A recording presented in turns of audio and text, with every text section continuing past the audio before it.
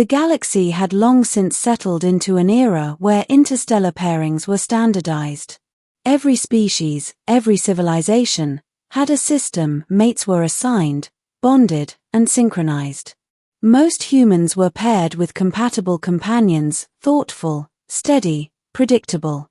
I, however, discovered that fate or misfortune had a sense of humor. It began on the planet Velara Prime, a sprawling city-world famous for its glowing coral forests and neon-hued oceans. I had traveled there with my friends to attend the annual galactic mating ceremony, a formal event where new bonds were forged. Everyone I knew had been assigned their mates with careful calculation, biological compatibility, emotional alignment, interstellar synchronization. Everyone got normal mates. Predictable, calm, and cooperative. Then there was me. I remember stepping onto the grand observation deck, scanning the crowd. Friends and colleagues greeted their partners with smiles, mutual recognition, and a soft sense of comfort. And then the announcement came.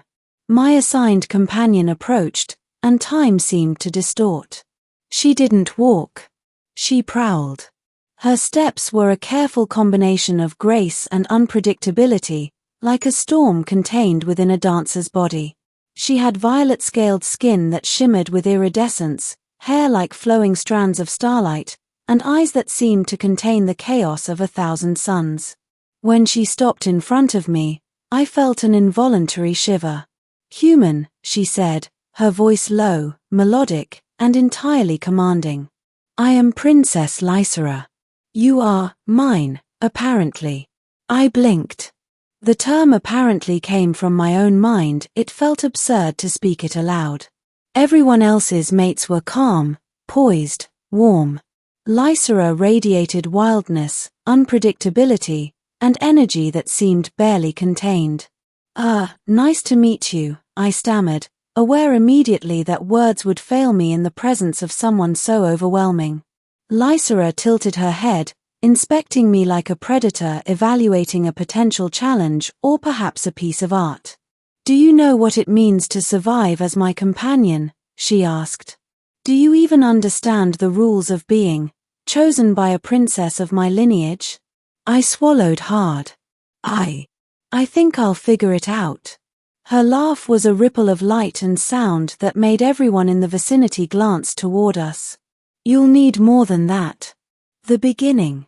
The days following the ceremony were a whirlwind. Unlike the other couples who lived in relative harmony, Lysera and I were constantly tested. Every morning began with unpredictable training sessions. Her idea of compatibility involved mental acuity, reflexes, and the ability to endure chaos. One day we sprinted across the luminescent coral plains of Velara Prime, avoiding bursts of energy that shot from alien flora. The next, we navigated the treacherous cliffs of the neon oceans, balancing on narrow ledges while she explained the history of her people in rapid-fire bursts of alien language. "You humans are slow to adapt," she remarked, floating beside me effortlessly as I scrambled over a cliff ledge. "Most would have fallen by now. I'm impressed that you're still alive."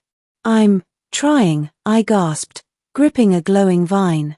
"But why me? Why not someone else?" She smirked, her teeth glinting in the ambient light. "Because I can. Because you are interesting.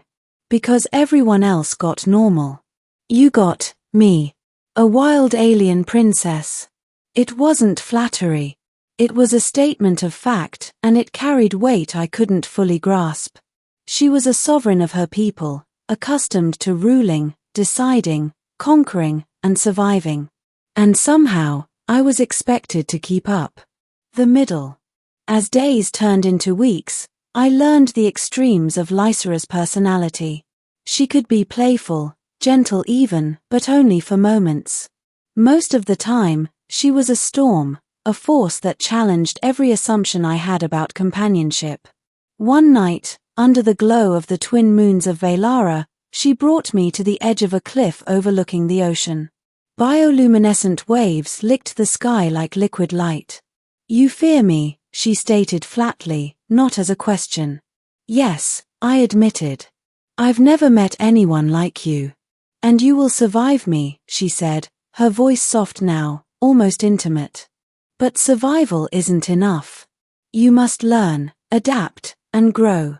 That is how a human becomes worthy of a wild princess. Her lessons were not limited to survival or physical prowess. She challenged me intellectually, emotionally, and morally. When the Council of Velara questioned her motives, she made me defend our bond.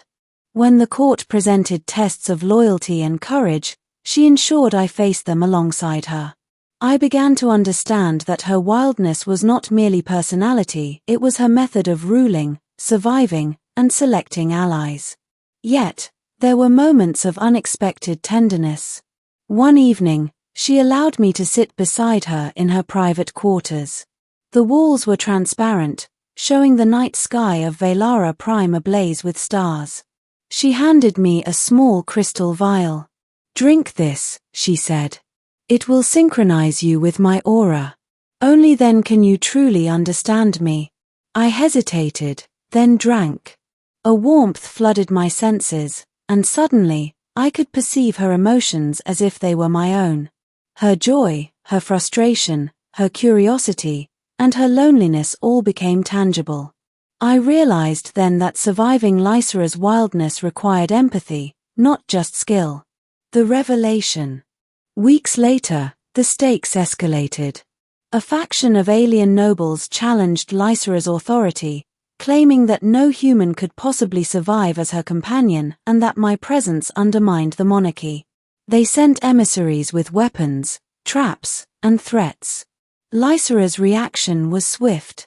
She moved with lethal precision, her body a blur of motion and energy. I was drawn into the chaos, fighting alongside her, dodging attacks and neutralizing threats as best I could. At the heart of the battle, she glanced at me with a rare expression, pride. "You endure," she said amid the flurry of action. "You adapt. You are not weak. That is why you remain my companion." I realized then that being chosen by a wild alien princess was not punishment, it was privilege.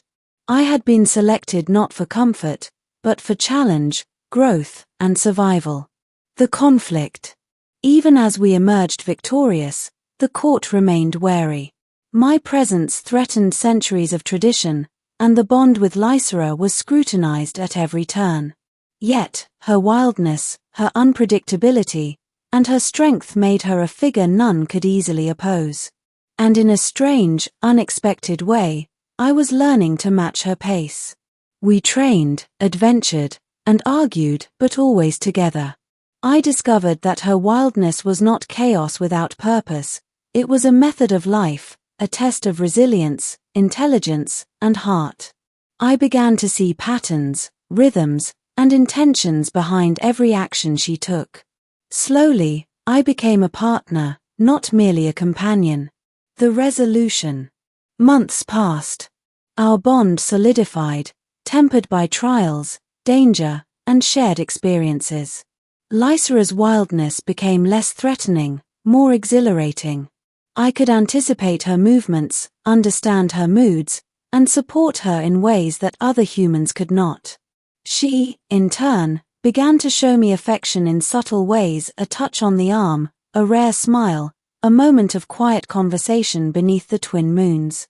During a council ceremony, she presented me before her people. "This human," she said, her voice carrying across the grand hall, "has endured, adapted, and survived. He is my partner, my companion, and his presence honors me.